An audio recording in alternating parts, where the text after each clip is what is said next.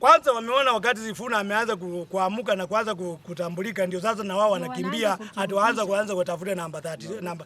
Why kama yeye anataka kukua president 2032, wacha apewe deputy president kwa hii mfumo ya 2027 tuamini. Hiyo vitu zingine siasa ya porojo na uongo, sisi tulipitwa na wakati. Hiyo kitu aenda atafutie kule mbali, lakini si Kenya. Hakuna kitu kama hiyo. Hatuwezi kudanganywa kitu mbaya.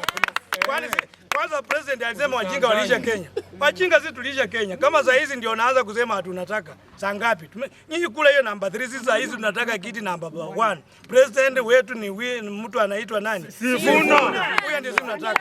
Na ndugu yetu Sifuna, wewe kijana yetu, wewe tunafanya na wewe siasa za ODM, tumetembea na wewe unajua, nilikuorganizia mkutano kule Nakuru, unajua vizuri. Wewe kijana yetu usirudi nyuma. Mtu tunamtaka mtu asikutisha ati sijui nini ama nini, hapana. Wewe kuja nyumbani, tembea kule.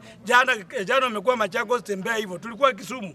Ndugu zangu wale mko hapa. Mimi nilikuwa kwa wale watu tulikuwa Kisumu. Na inji yote imekubali. So msirudi nyuma. Mtu asianze kutisha lazima ukuwe na pesa. Sifuna tutakuchangia pesa. Wewe simama, sisi tutaenda kwa. Tulichangia Wamalwa, tutachangia Sifuna.